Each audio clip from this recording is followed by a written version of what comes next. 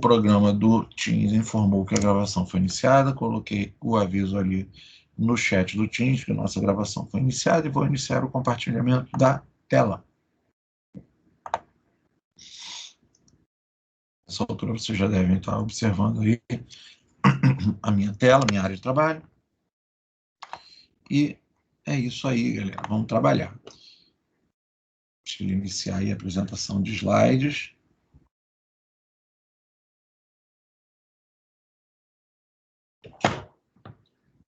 Beleza, gente.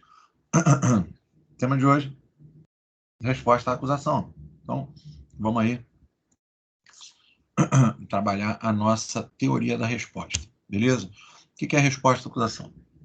A resposta à acusação constitui peça obrigatória, pois, se não apresentada, deverá o juiz, se era um O ali, o O fica do lado do P, sai um P ali sem querer, uma digitação, né? Daqui a pouco eu modifico logo isso aí. Deverá o juiz nomear defensor para oferecê-la nos termos do 396A, parágrafo 2º do CPP. Vamos dar uma lidinha nele?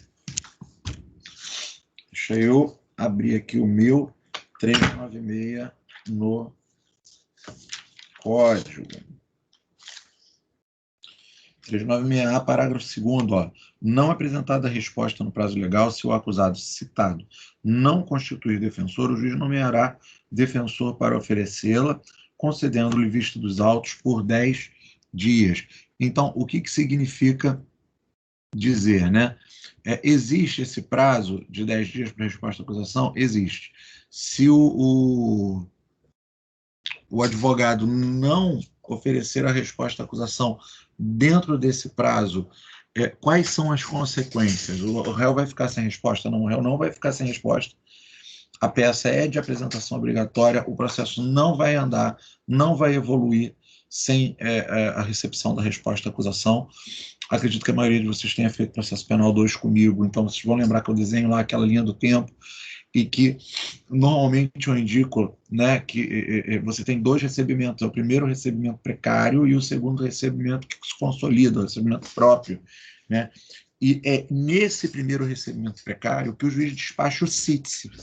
E quando ele, excluindo as hipóteses de rejeição alienada à denúncia, ele verifica, ele determina que o réu seja citado, é quando se abre a oportunidade para a resposta à acusação. Um dos grandes macetinhos, né, que tornam a resposta à acusação uma das peças mais fáceis para a segunda fase do exame de ordem na área penal, é que ela é uma das mais fáceis de identificar. Você vai ver lá que teve a regular citação. O último ato da historinha lá do caso concreto vai ser a regular citação. E eu, no nosso próximo encontro, que é o encontro onde a gente trabalha aí a peça, a confecção da peça, o modelo de peça, baseado em um caso hipotético que eu apresento para vocês, eu vou, da mesma forma, indicar esse elemento. Beleza? Então, vamos lá. A resposta à acusação tem por finalidade primária argumentar uma das hipóteses de absolvição sumária. E a absolvição sumária, lembrando, está lá no 397. E indicar as provas que pretende produzir. Isso daí é fundamental, tá? Dica: a resposta à acusação será a peça cabível quando o enunciado, como eu acabei de falar, indicar que o último ato processual foi a regular citação do acusado. E aí vai te dar a informação, né? Houve a regular citação do acusado por publicação no Diário Oficial no dia tal. Pronto, aí você já tem uma data base ali, que a gente vai tomar cuidado ali com o fechamento, aquela partezinha mais fácil da petição, a gente vai tomar um certo cuidado ali com o fechamento, porque a data vai fazer com que nós percamos pontos, tá? Você vai precisar assinar a tua resposta à acusação no último dia do prazo. A previsão legal da resposta à acusação é o 396 do CPP, que eu trago ele aí transcrito nessa última linha, nas últimas linhas desse slide. 396, nos procedimentos ordinários sumário, oferecida a denúncia ou queixa, o juiz, se não a rejeitar liminarmente, receberá e ordenará a citação do acusado para responder à acusação. Tá? Era o conteúdo, perdão, eu estava falando antes do conteúdo de preliminares, né? O conteúdo de defesa de mérito, ele está no 396A. Antes de eu avançar para essa parte, nós vamos falar sobre isso, né? Eu estava terminando de falar com relação a esse prazo da resposta. Então, o que acontece se a resposta não for oferecida? Prejudica o réu não vai ficar prejudicado. É uma peça de apresentação obrigatória. Entretanto, quando o advogado perde esse prazo para oferecimento da resposta à acusação, fatalmente ele vai ser oficiado, né, por falha no exercício da profissão e provavelmente ser multado. Mas, em atenção ao 396A, parágrafo 2º, o defensor vai ser nomeado, vai ser cientificado para oferecer a resposta no lugar do causídico ou pelo acusado, caso esse não tenha nomeado nenhum advogado, tá certo? O que importa dizer é que a gente costuma dizer no corredor de fórum, né, que a resposta à acusação ela não tem prazo preclusivo. É claro que assim, ela tem o prazo dela, é preclusivo, o advogado perder esse prazo, ele vai ter perdido um prazo, ele vai sofrer as penalidades e a responsabilização. Entretanto, não é um prazo que você não corre aquela preclusão real. Você não perde a oportunidade do oferecimento dessa peça processual, porque ela tem muito a ver com a formalização do direito de defesa do acusado, mas tem muito mais a ver com a formação do contraditório, com a estabilização do contraditório processual. Tem muito mais a ver com a regularização da representação processual daquele acusado.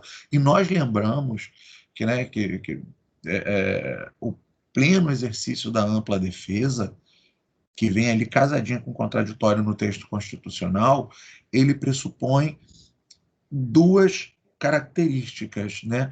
É a viabilização do exercício da autodefesa pelo acusado, e essa vai ser viabilizada no momento do interrogatório, ao final da instrução e julgamento, e a garantia pelo Estado de que esse acusado terá representação processual em defesa técnica. E essa representação processual em defesa técnica, ela é inderrogável, tá? Ela é inexcusável. O Estado não pode negar ao acusado. Ela é irrenunciável. O acusado não pode renunciar ao direito de ser representado por técnico. O acusado pode virar e falar: eu não quero defensor, aquela coisa de filme americano, né? Eu não quero defensor, eu não quero que ninguém me defenda, eu vou fazer sozinho. Não pode. É garantia constitucional do Estado para formalização do princípio da ampla defesa aos olhos do contraditório, e tudo isso garantindo o desenvolvimento do devido processo legal. Percebem como as coisas vão se encaixando? É como um joguinho de quebra-cabeças, né? Você pega lá, tem elementos da prática do processo penal 1, aquela questão principiológica, que ela vai se encaixando com a teoria da resposta, que vai se encaixando com a formalização da defesa. Vamos para o próximo slide. Os elementos da resposta à acusação, né? E aí vamos partir para uma pegada mais prática, né? O primeiro elemento é o endereçamento. O endereçamento será dirigido ao juiz competente para julgar a ação penal. Né? Óbvio, né? Mais do mesmo. Mas assim, nem tão simples. Geralmente isso é simples. Às vezes pode ter uma pegadinha, que é o que eu vou falar aqui. Geralmente, vem indicado expressamente no exame de ordem o juízo que procedeu ao ato citatório. Realmente vem um termo lá: o juiz da primeira vara criminal da capital do estado do Rio procedeu à regular citação no dia tal, ofereça a peça cabível assinando-a no último dia do prazo. Pô, ótimo, já vem indicando lá que é o juiz da primeira vara criminal da comarca da capital. Tá, óbvio, mas e quando essa informação não vier? E aí que está esse terceiro parágrafo do slide. A pegadinha aqui, que pode acontecer, é existir uma narrativa, existir lá uma história, dentro do caso concreto apresentado, que indique certa dificuldade em verificar qual o juiz natural, em razão da matéria, em razão do local dos fatos, em razão da função do réu. Você pode ter ali, né, que você tem as regrinhas lá de competência, da competência por conexão, você pode ter lá a competência fixada no padrão, né, que é a competência pelo local do fato, ou você pode ter ali uma derivação da competência em razão da matéria, pode ter uma competência funcional. Então, você vai ter que estar com essa maldade da análise de competência do juízo, porque ele pode ter uma narrativa ao caso concreto, onde o crime se inicia no município, aí um ato se desenvolve em outro, ele se consolida em outro, e é praticado contra ou por alguém que exerce um determinado cargo. Então, essas são as pegadinhas que podem acontecer né, que só mesmo o que eu posso recomendar é que ocorra um aprofundamento do estudo da matéria de competência processual penal. Só que, normalmente, vocês não precisam se preocupar muito com isso, porque, normalmente, essa matéria da competência, ela já vem resolvida ali no caso concreto. Geralmente, essa matéria de competência já vem indicada na narrativa do caso concreto. Então, textualmente, o endereçamento seguirá a redação de costume, como nós vimos nos encontros passados, tá? Como é que vai ser, né? Aqui está o exemplo. Excelentíssimo senhor, doutor, juiz de direito da primeira vara criminal da comarca, por exemplo, da capital Tribunal de Justiça do Estado do Rio de Janeiro. Outra questão que eu gostaria de aproveitar a oportunidade para mencionar. Alguns alunos, né, alguns colegas já perguntam, né? Léo, mas eu prefiro fazer o juízo da vara. Pode? Pode, no crime isso é pouquíssimo comum, tá? Eu recomendo firmemente que vocês utilizem esse modelo conforme o exemplo que segue abaixo. É o que tem sido cobrado no exame de ordem, tá? E é um modelo amplamente aceito, aquela bola de segurança. Você não corre risco de decréscimo em pontuação, tá? Vamos lá. Referência processual, né? Molezinha, né? Você pula lá as 10 linhas do endereçamento, escreve lá processo número tal. Normalmente, o caso concreto, ele traz lá uma referência processual de fulano foi regularmente citado na data tal por diário oficial, nos autos do processo tal, para responder a denúncia do crime de roubo majorado com emprego de arma de fogo. Então, você vai ter lá um númerozinho de processo ao qual vincular essa resposta. É bom lembrar que a resposta é uma peça de natureza defensiva, de natureza de resistência de determinada pretensão, que é a pretensão acusatória, seja ela exercida por meio da denúncia, seja ela exercida por meio da queixa. Tá bem? Exegese lá do 396, que nós fizemos a leitura. Tá? Então, vamos lá. Como é que vai ficar a nossa história aqui? Ó? Como a resposta à acusação é oferecida sobre denúncia já recebida, deveremos indicar o número do processo ao qual esta se vincula. Assim, o próximo elemento da peça processual não é o endereçamento, é a referência. Desculpa, gente. É a referência que poderá ser indicada conforme os seguintes modelos, né? Deixa eu aproveitar aqui já fazer o ajuste.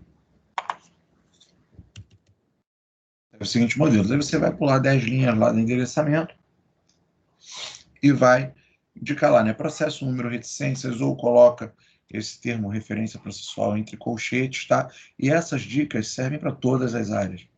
Essas dicas servem para todas as áreas. Você não tem a informação, você coloca ali reticências, mas indica para o avaliador que você conhece que aquela informação deve ser demonstrada para ele, deve constar da peça processual, tá bom?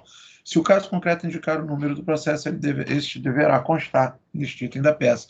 Ou seja, em vez de colocar aqui reticências, você indica o número do processo, tá? Vamos lá.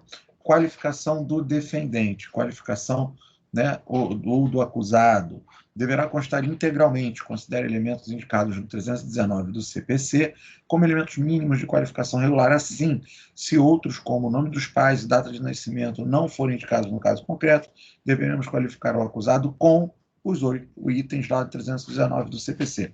É claro que é muito comum, dentro dos casos concretos de penal, Latício, filho de Penélope Caio, foi preso em flagrante delito no dia tal, tal, tal.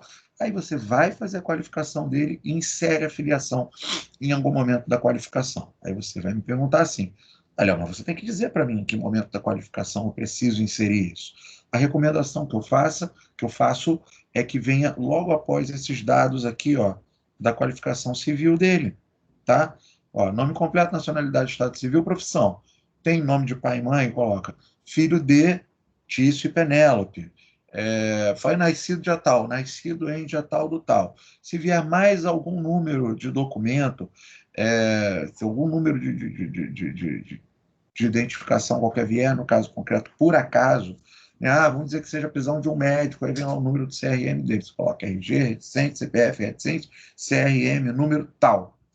Indica, mas indica logo após, cadê minha setinha? Está aqui, logo após o item 6. Então, se for um elemento de qualificação civil dele, complementa aqui depois do item 4, depois você retoma com os outros itens normais, ali na fluência do 319. Se for um documento, né, uma identidade, um registro ou coisa do tipo, uma referência numérica, complementa ali depois do item 6. Tá beleza? É dessa maneira. Mas por que você está falando isso, Léo? Porque não é raro que as denúncias, né, as peças exordiais em processo penal, elas venham com indicação de pai e mãe, data de nascimento. Isso é muito, muito, muito comum, tá? Principalmente na prática, né? Tanto que eu, particularmente, quando eu faço HC, eu indico a qualificação, no meu modelo já está lá, qualificação completa, com filiação e data de nascimento, tá? Porque muitas vezes essa é uma referência que é utilizada, por mais curioso que seja, na prática. Você chega lá no presídio, aí está lá a filhinha dos presos que estão dando entrada, o agente penitenciário vem e pergunta, fulano, qual é seu nome? Tal, RG, tal, seu artigo, tal, nome da mãe e do pai, só tenho mãe, tal. Confere e passa. Então, é muito normal. Léo, você está falando lá na prática do presídio. Também, tá? Tem muito homônimo, né? Tem muito homônimo, tem muita gente que é homônimo de outro que está preso, que responde ao processo penal e que não tem número de documento e faz a desambiguação, muitas vezes ali na prática, muitas vezes a única informação que você tem lá dos pais, quando eles te procuram para fazer um habeas corpus, para fazer um pedido de liberdade provisória, para fazer aquele primeiro socorro na audiência de custódia, você só tem ali o nome completo do cara, às vezes nem o nome completo, filiação, a data de nascimento e às vezes um número de uma carteira de trabalho rasgada. Né? É bem precário, tá? Mas aí o compartilhamento que eu faço da experiência profissional, tentando adaptar como dicas aqui para a elaboração da peça processual com olhos ao exame de ordem. A questão é que, para efeitos de exame de ordem, é bem mais tranquilo, né, do que aparenta, porque você tem que pautar os teus olhos na qualificação do defendente, nesta qualificação aqui, ó, do 319. Se tiver informação, coloca. Se não tiver, coloca com reticências do lado. E se tiver uma informação extra, além dessas 8, insira-a complementando. Recomendo seja, naqueles momentos que disse aqui, né, se for de qualificação civil, coloca depois da profissão. Se for com relação à numeração de documentação, depois do CPF. Léo, não lembrei. Já lembrei, depois terminei de escrever a peça, mas tem um espacinho aqui, ó, depois do endereço completo, que eu acabei pulando para outra linha com um espacinho, que dá para escrever. Tem problema? Problema nenhum. A ordem não vai alterar. A questão da qualificação, você tem que começar com o nome completo. E preferencialmente encerrar com o endereço completo. E se eu inverter a ordem? Escrevi lá Estado Civil, depois pulei para RG, CPF, endereço completo. E esqueci de colocar a profissão e esqueci de colocar o endereço eletrônico. Coloca depois o endereço completo. Só não deixa de mencionar, tá? Só não pode faltar o elemento. Se estiver fora de ordem, fica feio, mas fica certo. E o avaliador do exame de ordem, ele não está procurando beleza, ele está procurando adequação técnica, tá? Adequação técnico-formal. Algumas coisas não precisam estar na ordem do habitual. Não precisa estar na ordem que ele gosta. Precisa ter sido mencionado. Precisa estar mencionado, no caso. Beleza? Então, vamos lá. A indicação de advogado e endereço completo do causídio. Isso daí é fundamental, tá? No gabarito padrão do exame de ordem, normalmente, para as peças de penal, vem indicado lá, né? Qualificação com menção ao advogado. Para penal, basta que você mencione lá embaixo, né? Basta que você mencione, né, lá no fechamento.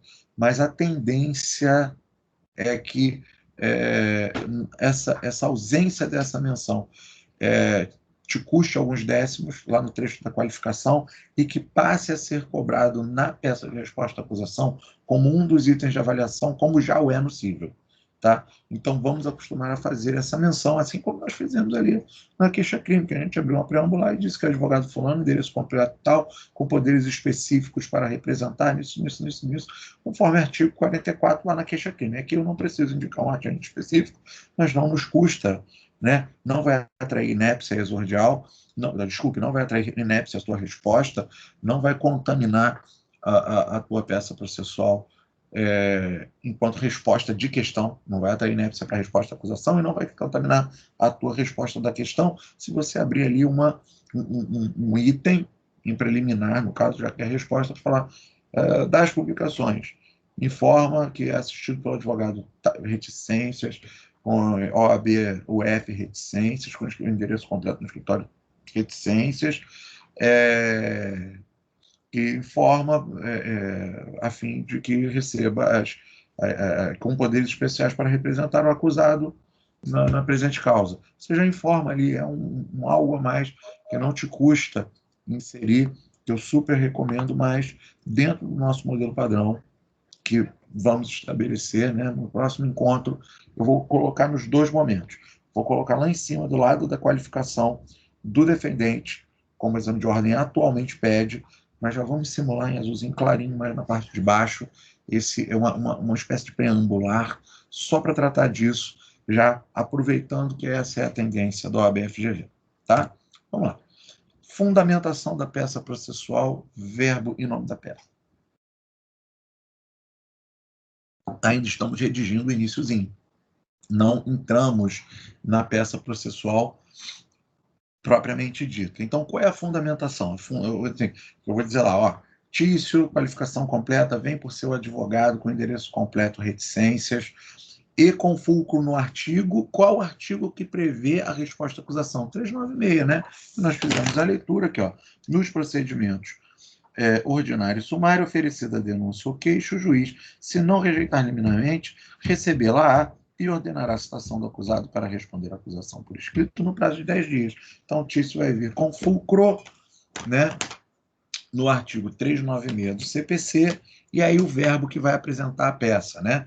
O verbo que apresenta a peça é o verbo oferecer, lembrando uma observação que já fiz em encontro anterior. Quando for queixa-crime, você propõe a queixa-crime, que você está inaugurando uma ação penal. Quando for a resposta, a peça defensiva, você oferece, pois ela está sendo oferecida sobre autos já existentes. Quando for embargos, você opõe. Quando for recurso, você interpõe. E quando for remédio, você impetra. Tá?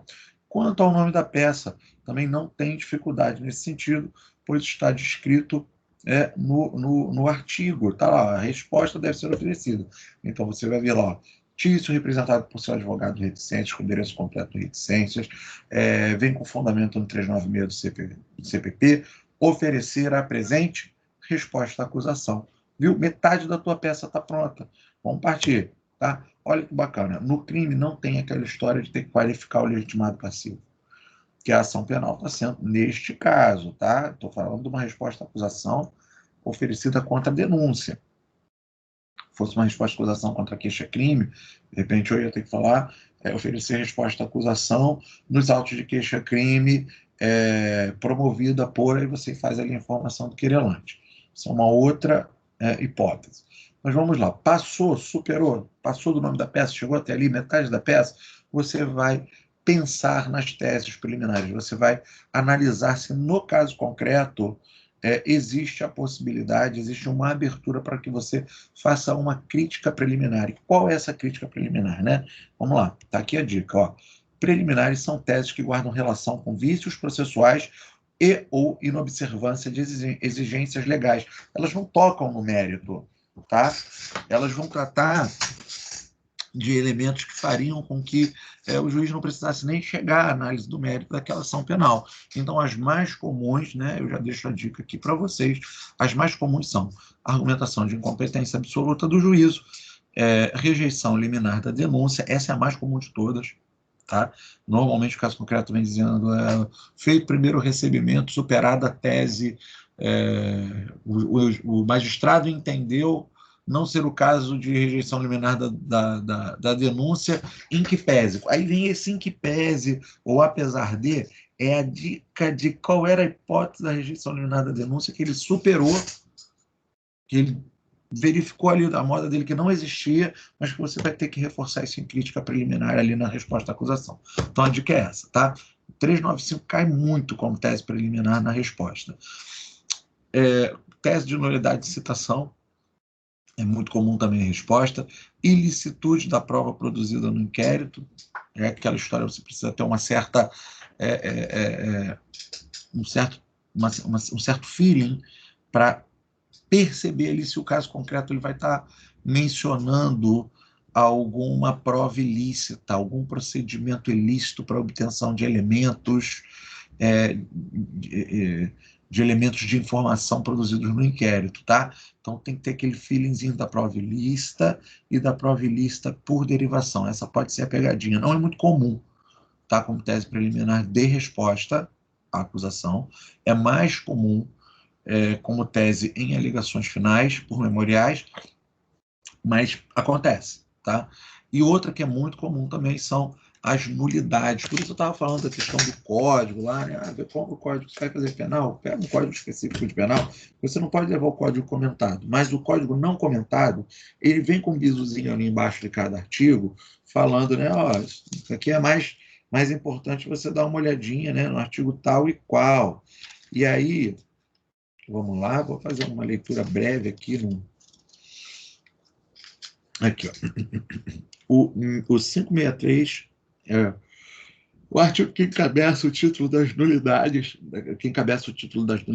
no livro 3, né, do Código de Processo Penal, nenhum ato será declarado nulo se da nulidade não gerar prejuízo para a acusação ou para a defesa. Então, vou ter que analisar se houve prejuízo para a defesa. Né? E vamos lá para as nulidades. A nulidade ocorrerá nos seguintes casos: por incompetência, suspeição ou suborno do juiz, por ilegitimidade da parte, por falta das fórmulas ou termos seguintes. Geralmente, o A, B, C e E são os que mais caem. Tá? Ó, denúncia ou queixa e a falta da seguinte fórmula: falta de denúncia, queixa e a representação nos termos de contravenção, nos processos de contravenção penais, e portaria ou auto de prisão em flagrante. B, exame de corpo de delito nos crimes que deixam vestígios, né? A gente está trabalhando lá a história da análise da nulidade dos elementos de informação colhidos no inquérito. Se você tem ali um delito que deixou vestígio e que no teu caso concreto vem alguma informação que essa perícia preliminar não veio aos autos como elemento informativo no inquérito, opa, tem um furo aqui que está no 564 3B. Então, você já tem uma preliminarzinha ali para aduzir. Nomeação, quando faltar, nomeação de defensor ao réu em presente, o que o não tiver, ou ausente de curador menor de 21 anos. E vou pular da D, que a D fala ali da intervenção do Ministério Público, mas para E, que também é muito comum, quando faltar-lhe a citação do réu para ver se processar o seu interrogatório, quando presente, e os prazos concedidos à acusação e defesa. São irregularidades de caráter formal. Nós temos outras hipóteses ali no 564, mas essas são as mais comuns, né, para, com olhos lá, a resposta às preliminares em resposta à acusação. Tá? Vamos lá, gente. Aqui, para não perder minha página. Vamos partir aqui para o mérito. Aí aqui que a gente vai perder um pouquinho mais de tempo hoje, porque, né, a parte de mérito, beleza, que ela tem uns detalhes. Ela é simples, mas a gente tem que lembrar aqueles detalhezinhos lá da parte geral do direito penal. E aí vou fazer, né, o que for possível. Eu lembro que a gente já conversou um pouquinho sobre isso durante os nossos encontros de processo penal, mas vamos resgatar alguma coisa.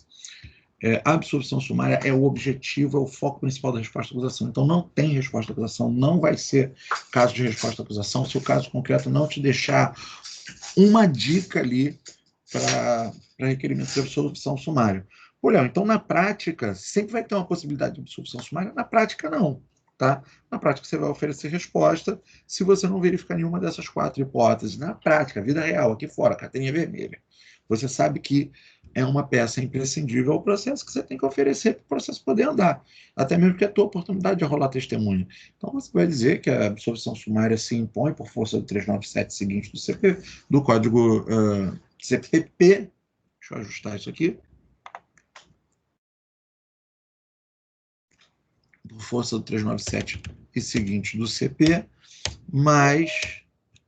deixa eu receber aqui mais uma pessoa. Vamos lá. Do 397 seguinte do CPP, mas não vai ter um argumento para você elastecer. Agora, quando é prova de exame de ordem, é prova. É uma questão que é pensada de maneira que vai testar a sua capacidade argumentativa e de fundamentação de uma dessas 4 hipóteses. Se você consegue enxergar ali dentro do tema e, principalmente, situar dentro do caso concreto apresentado, se é hipótese de existência manifesta de causa excludente de ilicitude, se é hipótese de excludente de culpabilidade, se é hipótese de extinção de punibilidade, ou se é hipótese de que o fato narrado evidentemente não constitui crime, de fato atípico. Tá? Então dá uma olhada, tem bizu aqui, tá, nesses slides. A existência manifesta de causa excludente de ilicitude do fato. Quais são as hipóteses, né? São aquelas hipóteses que estão no 23 seguinte do CP. Estado de necessidade, legítima defesa, estrito cumprimento do dever legal, exercício regular do direito e consentimento do ofendido, que é uma causa supralegal. O consentimento do ofendido, né? Acusação de lesão corporal, mas o ofendido que pediu para que fosse feita a tatuagem, ou para que fosse modificada uma parte do seu corpo, né? Nós sabemos, segundo a teoria, por exemplo, uma tatuagem é uma lesão corporal, mas não é crime. Por quê? Existe o consentimento do ofendido, existe um pedido para que aquele trabalho seja feito, para que aquela modificação física seja feita, tá certo? Então, não existe ilicitude naquele fato, é expurgada a ilicitude daquele comportamento narrado, por quê? O consentimento do ofendido que reveste a hipótese, essa causa supralegal. Tá bem? Então, quando a gente fala em excludente de ilicitude do fato, nós vamos pensar naquelas hipóteses de estado de necessidade, legítima defesa, estrito cumprimento do dever legal, exercício regular do direito, estão lá no CP 23 seguinte, e o consentimento do ofendido, a permissão do ofendido para que determinado ato se aperfeiçoe. Essa é a mais fácil. Vamos partir para a próxima, tá? A existência manifesta de causa excludente de culpabilidade. Uma coisa é retirar a ilicitude do fato, é aquele fato que ele tem a aparência de ilícito, ele não é ilícito, deixa de ser ilícito, e aí, outra coisa, ele é ilícito, mas não é culpável, tá? Não tem como culpar. Quais são os casos, né, mais comuns aí, né? Inimputabilidade pela embriaguez completa e acidental, não é completa e voluntária. Completa e voluntária vai, né, que vai ser pedra de tropeço aí para o teu cliente. É a completa e acidental. É o caso do sujeito que estava lá no bar e tal,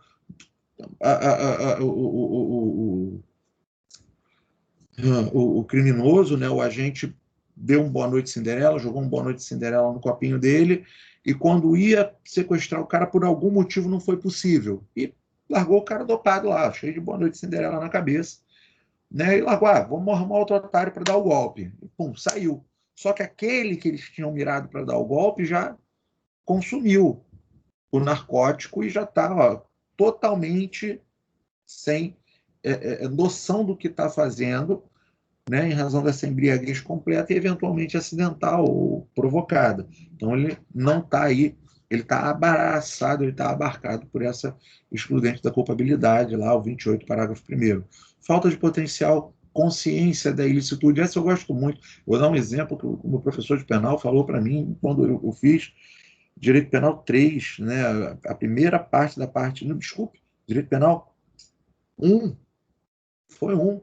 Né, lá no terceiro período, quando eu fiz o curso de graduação, tive um professor que era defensor público, que ele falou isso, erro de proibição, ninguém entendia, ele falou, muito simples.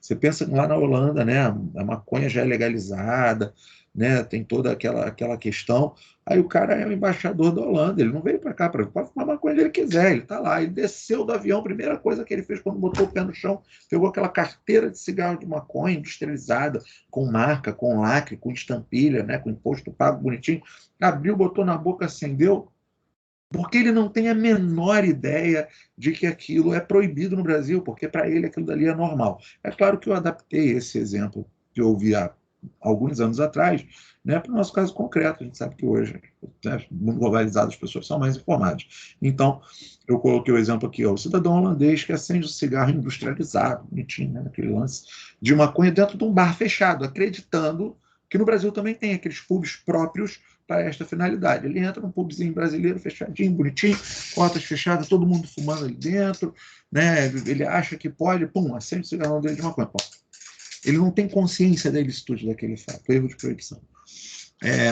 E inexigibilidade de conduta diversa, eventual coação moral irresistível, né? Quando você não é a história da inexigibilidade de conduta diversa, né? Quando outro comportamento não pode ser exigido daquele agente diverso do que ele adotou, e retirando a culpabilidade do fato. Tá? Vamos lá, próximo item. Hoje o tempo está voando, né? Vamos lá.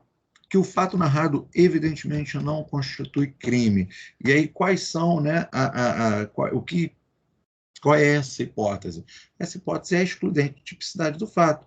É quando você verifica que o fato é atípico, é quando você verifica a ocorrência de crime impossível. Atípico é que dentro de sua narrativa ele deixa de ser, né, aquele comportamento, ele pode ser considerado como um comportamento não criminógeno. Falta ali um dos elementos do tipo. Você critica a construção do tipo penal. Lembra daquela historinha lá do TIC, ou TAC, dependendo do professor, né? Que o crime é o quê? É um fato típico, ilícito, culpável, né? Ou típico, antijurídico, culpável. Então você tem a descrição do fato, se você retira um daqueles elementos, o fato deixa de ser típico. Se você retira um dos elementos, uma das essenciais ali do tipo, das elementares do tipo, ele deixa de ser fato típico. Então, quando você pode argumentar isso dentro do contexto do 397, você está diante da hipótese do inciso terceiro. Tá? Crime impossível. Vamos lá, a hipótese que me vem à mente de crime impossível é algo que eu sempre comento nas aulas de penal 3, quando a gente está falando em crime de pereclitação à saúde, né? Ou pereclitação à saúde, ou pereclitação em razão perigo de contágio de doença venérea ou no perigo de contágio de moléstia grave. E qual é o perigo de contágio de doença venérea? Eu sei que tem uma determinada doença venérea, saio para a balada e me relaciono com uma determinada pessoa sexualmente com o intuito ou simplesmente desprezando a possibilidade de retransmitir aquela doença venérea. Né? Eu estou lá no tipo penal do perigo de contágio de DST, que é crime de perigo. Eu não preciso transmitir. Eu simplesmente expus essa pessoa ao perigo. Agora, quando é crime impossível? Quando aquela pessoa já tem a mesma doença que eu. Né? Aí eu estou contaminado com determinada doença venérea, me relaciono com uma determinada pessoa sexualmente, menosprezando a possibilidade de contágio, já estou no crime de perigo, né? E a pessoa também já possui a doença. Aí a pessoa sabe que eu estava contaminado com uma certa DST e me relacionei sexualmente com ela, vai proceder à denúncia, né, na delegacia, vai proceder desculpe, a notícia crime, ao registro de ocorrência em sede policial. Chega em sede judicial, é provado por algum motivo que em data anterior àquela relação sexual que foi narrada que compõe a narrativa fática, aquela pessoa que se diz vítima, ela já possui a mesma doença que alega que sofreu risco de ser contaminada. Ora, crime impossível. Como vai sofrer risco de contaminação de algo que já possui? Tá certo? Vamos lá. E o princípio da insignificância, isso daí eu acho que todo mundo, né, fica impressionado, marca quando ouve falar dele. É o caso do ladrão de galinha, né? E aí tem todas aquelas críticas quando a gente vê uma reportagem: fulano foi preso roubando 2 quilos de carne no mercado porque era o que tinha à mão para alimentar a sua família. E determinada pessoa tentou trazer componentes eletrônicos atravessando a fronteira de Paraguai com Foz do Iguaçu, com um montante de equipamentos lá em R$ 8.000, caracterizando o crime de descaminho. E aí foi aplicado o princípio da insignificância por causa dos parâmetros fiscais. Né? Tem, né, teoria nesse sentido. E aí causa causa uma certa estranheza, mas é o que acontece. Léo, por que você deu especificamente esse exemplo do descaminho? Porque esse exemplo eu já vi mais de uma vez ser cobrado. Não sei dizer agora de cabeça se foi como peça processual, mas, salvo engano, eu já vi ser cobrado pelo menos uma vez em exame de ordem, como dos parâmetros do princípio da insignificância para o crime de descaminho. Já vi ser cobrado em questão discursiva, salvo engano, no exame de ordem, não sei se já na época da FGV, e já vi questão nesse sentido em questãozinha de concurso. Também não sei precisar agora o concurso, mas é um teminha recorrente, é um tema que já teve muito em voga ali para TCC, porque tem dois parâmetros, tem um parâmetro do até 10 mil, tem um parâmetro de até 20 mil, é algo a ser pesquisado. Mas é importante, por hora, lembrarmos que exclui a tipicidade, o fato típico, o crime impossível e o princípio da insignificância. E a hipótese do inciso 4º é a hipótese de extinção de punibilidade do agente. E aí nós temos aí, né, as hipóteses do 107 todos, né, e a prescrição 109, eu coloquei 109, mas é 109 seguintes ali do CP, né, aquela última parte ali que antecede o iníciozinho da parte especial, que vai trazer as regras da prescrição, os prazos da prescrição. Vamos dar uma olhadinha juntos, né? Deixa eu caminhar aqui. Vou fazer até melhor. Vamos ver se a internet está funcionando bacana hoje, né? Vou pedir para vocês a vênia, aproveitando que eu estou aqui, né? Né, com a ferramenta na mão, CP Planalto.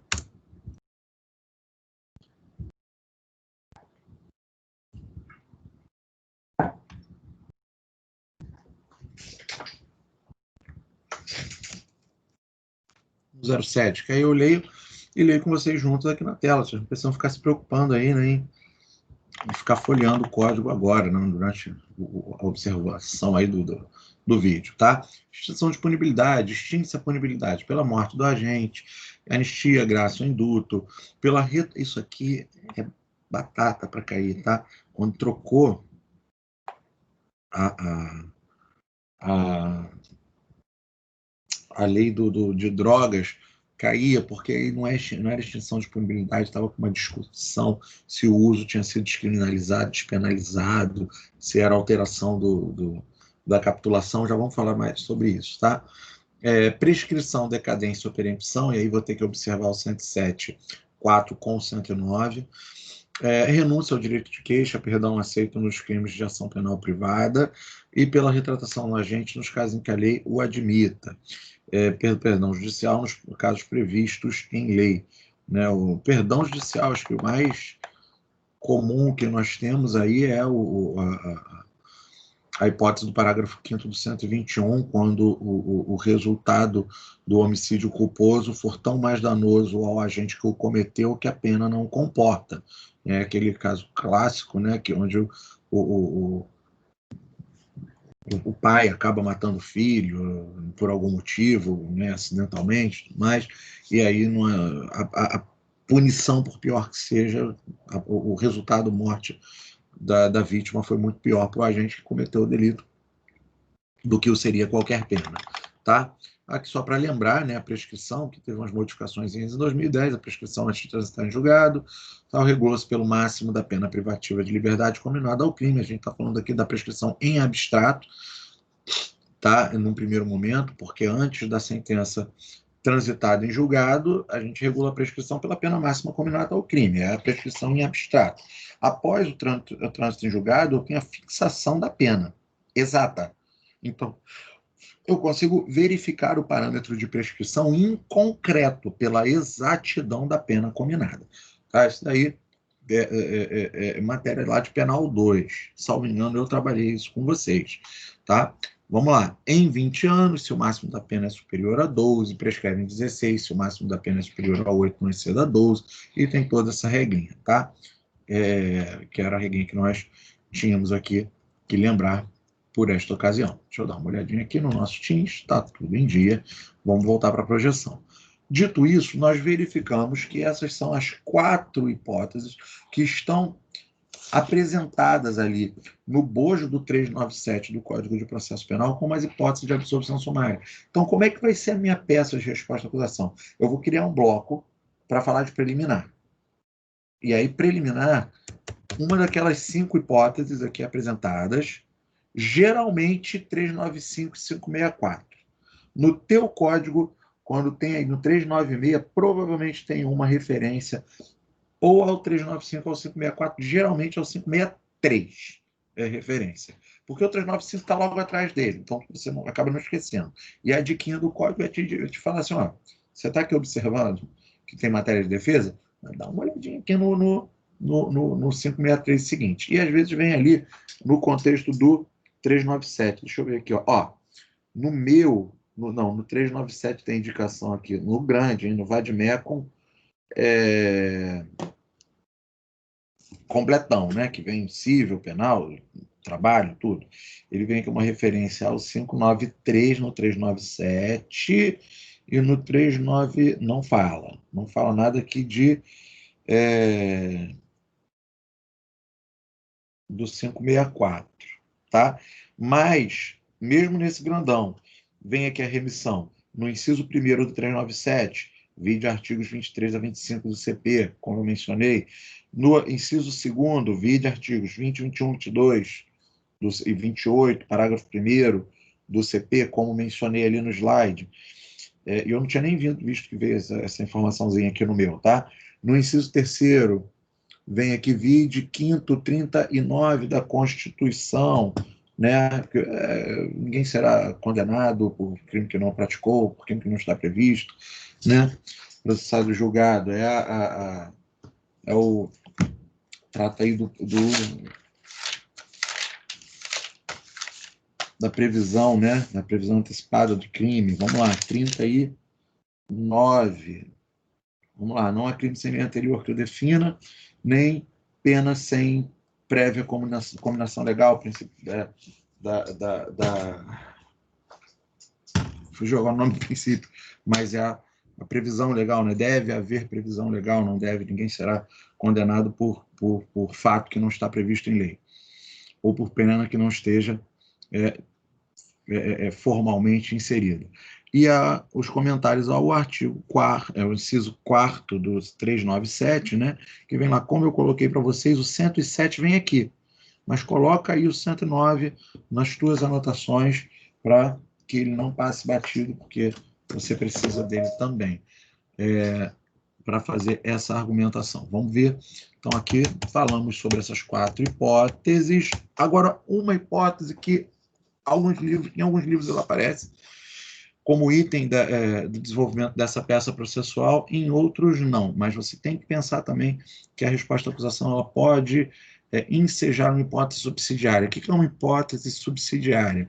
É quando o caso concreto ele te dá uma narrativa de que pode aquela conduta não ser exatamente a conduta pelo qual foi denunciado, mas também não é caso de atipicidade da conduta.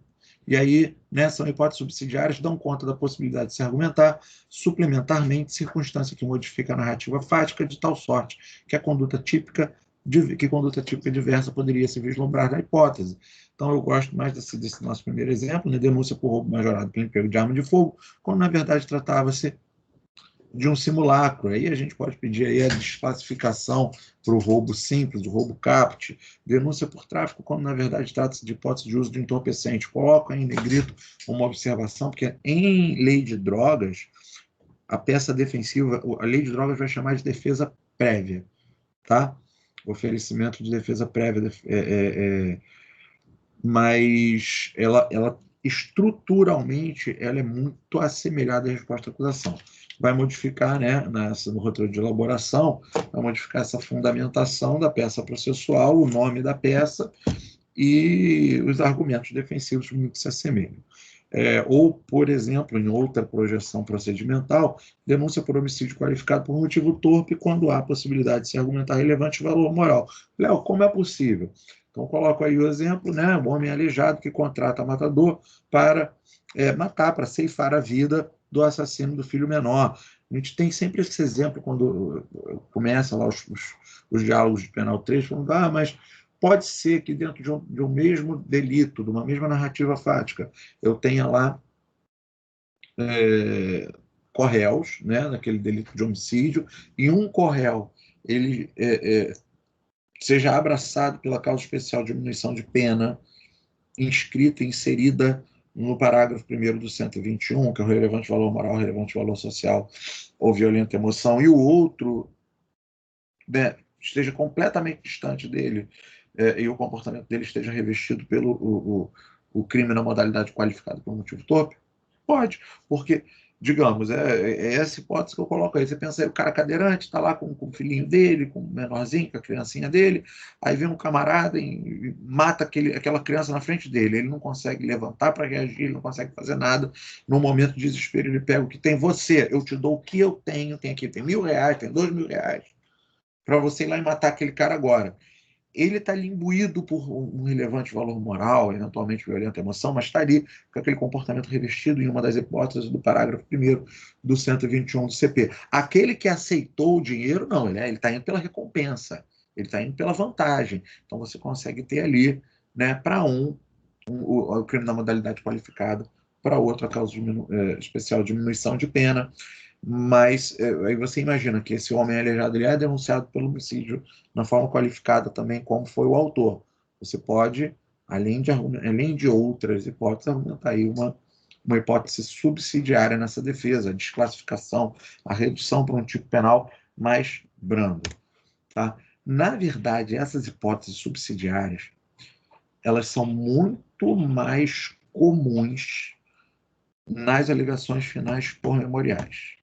Tanto que, como eu disse, em alguns livros, elas não aparecem como possibilidade na narrativa da resposta à acusação. Eu prefiro já mencioná-las, porque você já vai para o exame de ordem sabendo, por resposta, tranquilão. Vou me preocupar com preliminares. Preliminares ou vai estar 395 ou vai estar no 564. Se não tiver, aí eu me preocupo, aí a questão está mais difícil. Aí eu tenho que procurar um pouco, ver naquelas dicas. E 397. 397, estou com o vadimeco específico da minha área. Aqui tem todo o bizu. Para o inciso primeiro, eu vou lá, 23, 25. Para o inciso segundo, tem 21, 22, 20, 21, 22, 26, 28. Né? Para o inciso terceiro, tem o 39 da Constituição. E para o inciso quarto, eu tenho 107, 109. Está aqui. A resposta está aqui, está fechadinha, está delimitada ali. Provavelmente não tem hipótese subsidiária. Mas se aparecer qualquer argumento de modificação do tipo, que ele poderia ser analisado sob um outro enfoque, aí você já tem a maldadezinha que naquela vez ali, ao olhar daquela banca, vai caber essa hipótese subsidiária na resposta. Só que eu ainda não vi isso acontecer. É uma hipótese que se argumenta em teoria e que eu preferi de cautela não colocar na nossa roteirização. Geralmente, para a resposta à acusação, ela não aparece. Entretanto, para alegações finais por memoriais, ela geralmente aparece. A hipótese subsidiária. Vem ali no contexto da questão, no caso concreto, uma hipótese de absolvição e uma hipótese subsidiária para você argumentar, pelo menos, em alegações finais por memoriais. Beleza? A gente parte para os pedidos. O penal é muito tranquilo. O pedido não tem como ser diferente. Se você tinha lá uma hipótese de preliminar, você vai pedir que seja reconhecida a preliminar para que seja reconhecida a preliminar de excludente de ilicitude a fim de aplicar esse artigo tal e qual. Tá? E você vai verificar lá entre o 23 e 25 o que aconteceu. Segundo pedido, requer seja o acusado, se superada a preliminar, absolvido sumariamente na forma do 397, desculpa, a preliminar seria lá o 395 em uma de suas hipóteses. Absolvição sumária na forma do 397, conforme 397, inciso 1º, na forma do 23 do CP. Você ajusta ali a hipótese de acordo com a argumentação que você fez. E, eventualmente, se aparecer uma hipótese de pedido subsidiário, de alteração do tipo penal, você insere esse pedido. Normalmente, só essas duas primeiras hipóteses são os pedidos que serão formulados. Beleza? Provas. Aí é um pouquinho mais delicado, tá? Porque a gente vai ter aí um pedido de provas formal, muito parecido com aquele pedido do cível, o que nós não podemos esquecer, de já rolar as testemunhas. Normalmente, nos modelos de peça processual que nós vemos, né, disponíveis aí na internet e tal, o nome das testemunhas arroladas dentro da peça, ela vem lá depois da assinatura. Tecnicamente, não é o mais adequado, porque você assina, né, a peça fechando o que você argumentou, aquilo que você afirmou. Então, você fecha ali as suas ideias, você arrola e você diz, pronto, fui eu que arrolei. Então, mais bonito, é mais adequado, fica mais bem ajustado. Se você fizer lá o seu pedido de provas com base no 155 do CPP seguinte, que é o primeiro artigo que vai falar da teoria da prova no Código de Processo Penal, e arrola as testemunhas. A pegadinha é você conhecer quantas testemunhas você deve arrolar, tá? Dependendo do rito procedimental adequado àquela ação penal. Então, você tem que ter em mente, você tem que lembrar lá se é rito ordinário, se é rito sumário, se é rito sumaríssimo. E se for rito ordinário, você pode arrolar até 8 testemunhas. Se for preliminar do júri, até 8 testemunhas. Se for rito sumário, né, você pode arrolar até 5 testemunhas, penas inferiores a 4 anos. Igual a 4 anos ordinário. Inferior, sumário, né? Então, 5 anos. Se for sumaríssimo, de juizado especial, até 2 anos.